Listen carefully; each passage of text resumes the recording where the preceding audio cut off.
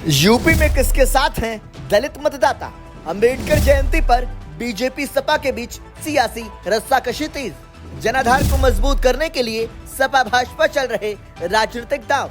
Samajwadi party के दलित सांसद रामजी लाल सुमन के राजपूत राजा राणा सांगा के खिलाफ की गई टिप्पणी से उपजे विवाद ने उत्तर प्रदेश के राजनीतिक परिदृश्य में दलितों के महत्व को सामने ला दिया है।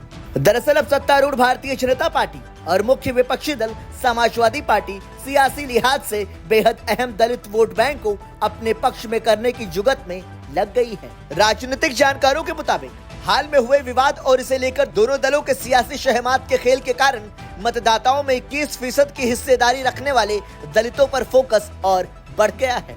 अंबेडकर सम्मान अभियान की शुरुआत। मुख्यमंत्री योगी आदित्यनाथ ने बीते रविवार को एक पखवाड़े तक चलने वाले अंबेडकर सम्मान अभियान की शुरुआत की है, जिसमें बीजेपी कार्यकर्ताओं को सरकार की दलितों से जुड़ी योजनाओं का प्रचार करने का काम सौंपा गया है।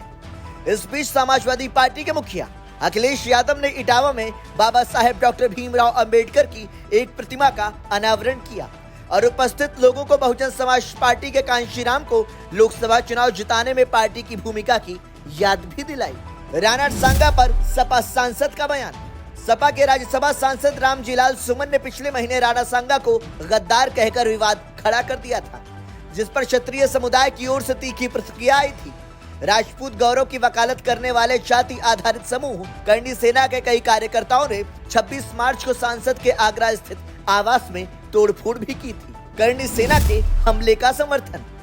अखिलेश यादव ने बीजेपी पर रामजी लाल सुमन के आगरा स्थित आवास पर करणी सेना के हमले का समर्थन करने का आरोप लगाया। सपा मुखिया ने कहा कि उन्हें निशाना बनाया जाना दरअसल पीडीए यानी पिछड़ा दलित अल्पसंख्यक गठबंधन पर हमला है। आपको बता दें कि पिछड़े दलित और अल्पसंख्यक मतदाताओं का एक वर्ग समाजवादी पार्टी की चुनावी रणनीति के लिहाज से बेहद महत्वपूर्ण है। जनाधार को मजबूत करने का राजनीतिक दांव। इस हफ्ते आगरा की अपनी निर्धारित यात्रा से पहले मुख्यमंत्री योगी आदित्यनाथ और सपा प्रमुख अखिलेश यादव दोनों ही दलितों में अपनी अपनी पार्टी के जनाधार को मजबूत करने के उद्देश्य से राजनीतिक दांव चल रहे हैं।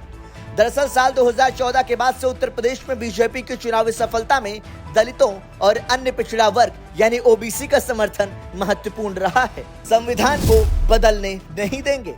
इस बीच सपा प्रमुख ने हाल में भारतीय संविधान के विषय पर आधारित एक कार्यक्रम में जोर देकर कहा कि हम बीजेपी को बाबा साहेब भीमराव अंबेडकर के संविधान को बदलने नहीं देंगे। इस दौरान अखिलेश यादव ने अंबेडकर को एक अद्वितीय विद्वान, अर्थशास्त्री और समाज सुधारक बताते हुए उनकी प्रशंसा की थी।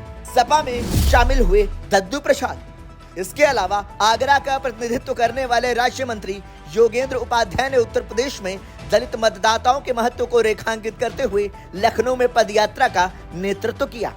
इसी बीच दलित समर्थन को और मजबूत करने के समाजवादी पार्टी के प्रयासों के तहत बसपा के संस्थापक सदस्य दद्दू प्रसाद हाल ही में अखिलेश यादव की उपस्थिति में पार्टी में शामिल हुए, जिसे सपा की रणनीति का हिस्सा माना जा रहा है। खैर, अब यूपी के दलित आगामी 2027 के विधानसभा चुनाव में किस ओर रुख करते हैं, इस पर सभी की नजरें बनी हुई हैं।